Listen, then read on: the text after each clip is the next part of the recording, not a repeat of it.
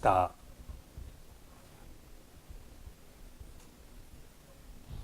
Hey, welcome to DFTV Network. And one of my first shows that I wanted to do is called What's the Verdict TV Show. And I figured the best way to start it off is do something that we all quite frequently think about, and that's the word purpose. When you sit back and think about the word purpose, it has so many different meanings, from good, bad, or indifferent.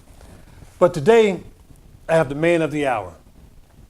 I'm gonna call him by his other name, Mr. JT, but no, we got Mr. Jake Taylor here in the house today, ladies and gentlemen.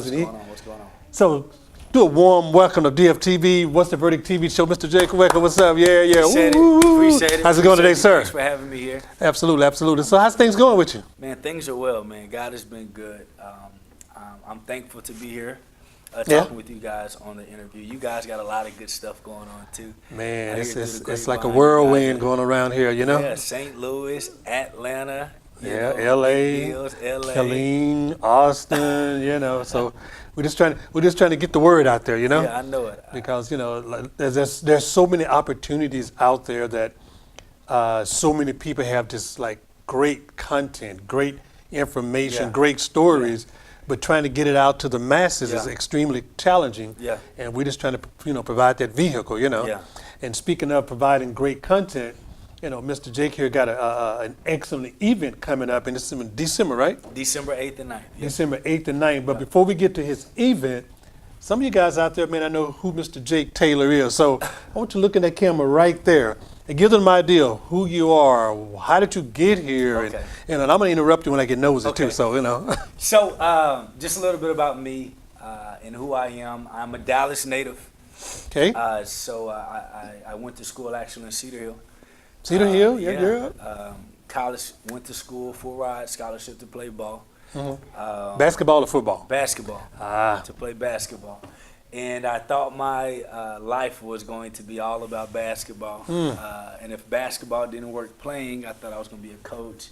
So I went to school for education. Actually did really well in school. I was able to start organizations, be on the dean's list, all A's, all the other stuff. And after graduating college, I actually started teaching here in the Dallas area. Interesting. I started teaching at Lancaster Middle School, and I also taught in Dallas at Humphrey Lee Elementary. I started a nonprofit organization, and we got contracted in Lancaster too as well. And so, at 23, right out of college, with all the stuff that I was doing, I was making a little bit over $100,000 a year. Wow. That's a lot of money for a new graduate. Oh my gosh. Yeah. So just imagine, you couldn't tell me nothing. Okay? Yeah, you was a little big-headed there for a moment, oh huh? my gosh, Right. man. I went and bought 2000 BMWs off the lot at the same time. And it was, it was crazy. Definitely was living beyond my means. Speaking of the word purpose here, Yeah. And which brings me to the point of purpose. Even though I was making all of that and I was outside looking in, I was perceived to be successful for my age. On the inside, I was dying. Right. I was going to work. My mind was literally everywhere. And I felt like I was a functioning psychopath. And I talk about that all the time. Wow. Especially when I talk to people and I'm motivating, I'm doing public speaking. I tell them how I felt like I was a functioning psycho. Like in my mind, it was like so much stuff going on and there was so much pressure trying to keep up with my persona that I created with my friends. And it got real bad. Speaking of such, you said a functional psychopath, and quite frequently we hear about functional alcoholics. Right.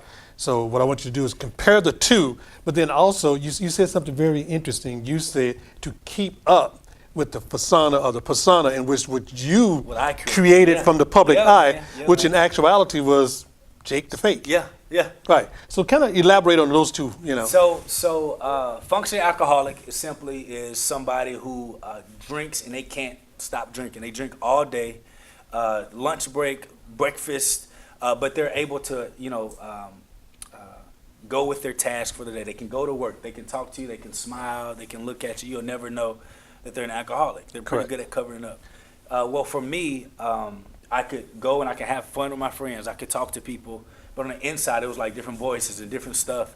Not to where it would freak me like I was freaked out, but enough to make me feel like I had an unease in sleep. I couldn't sleep. I was passing out when I went home. I was I remember waking up in the middle of the night and to go to the restroom, and I went to go to use the restroom. I ended up passed out on the floor, just exhausted and tired, and trying to keep up the persona of what I created, letting people know like I am successful, I am somebody, and it's really a personal thing. And I talk about that purpose, and I talk about how after me dealing with that moment, my ex-wife at the time, she went off to California.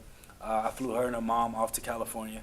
So I needed me time. I had to figure out what was I called to do. And I always use the example, Mike, it was my state championship game, and we were number 4 team in the nation in high school.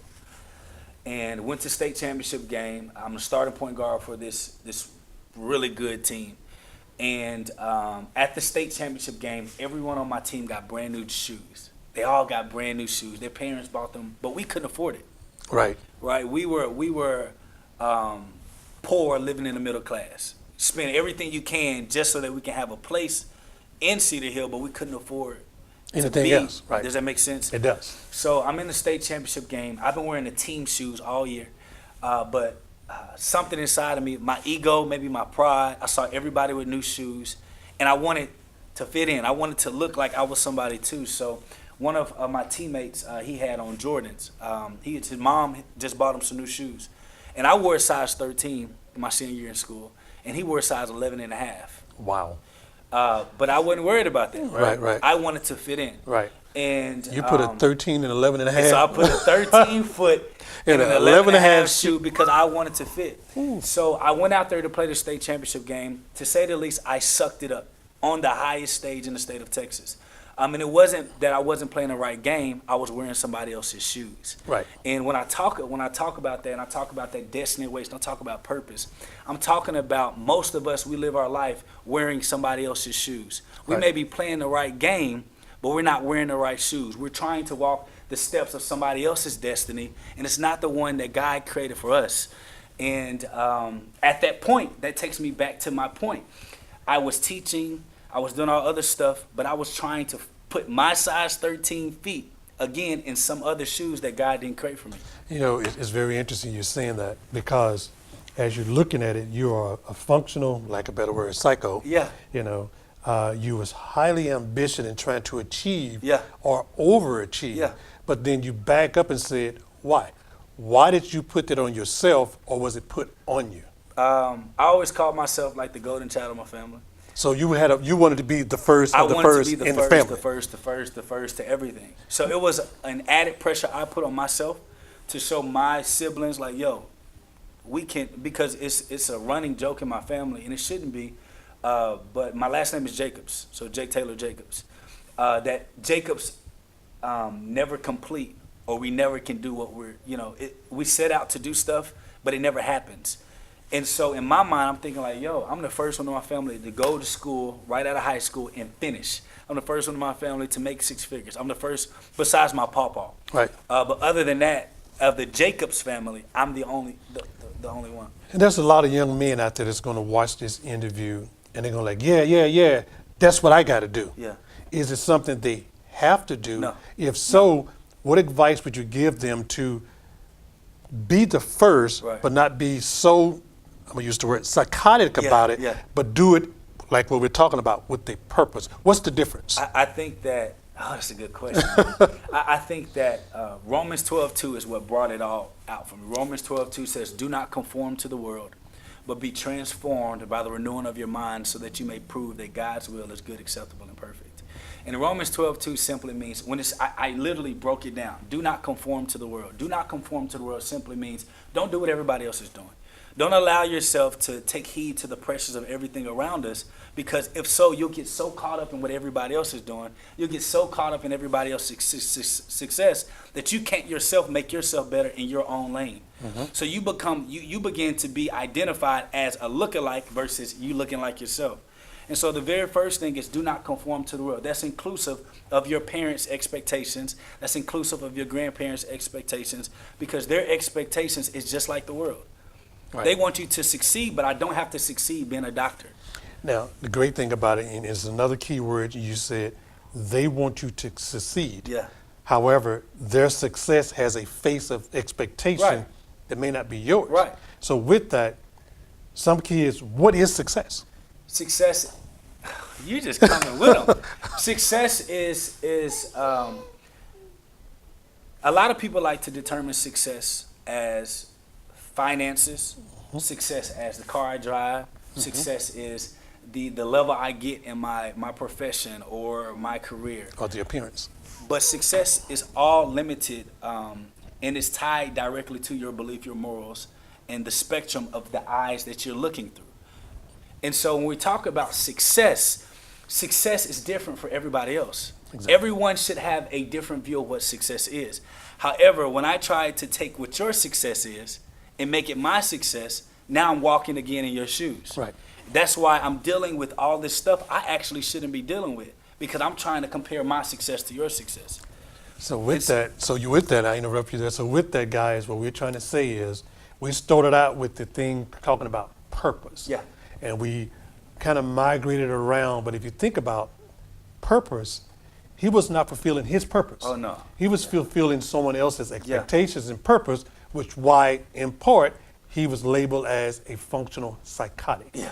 So with that, what we want to do is we're going to dissect that a little bit more, but from a different perspective. Okay. And how he was able to take what we just talked about, modify it, make a business out of it, Yeah. and then got a forthcoming event coming up. Yeah. So that's a lot of transition. Yeah. That's my word for 2018, by the way. Transition. Transition. Yeah. Oh, we got transformation, you got transition. Right. So you can transform. Yeah. I'm going to transition. Yeah. And what's the difference between the two? That's another show, but let's stop right there. So, hey, you're watching What's the Verdict TV show on DFTV Network. We'll be right back.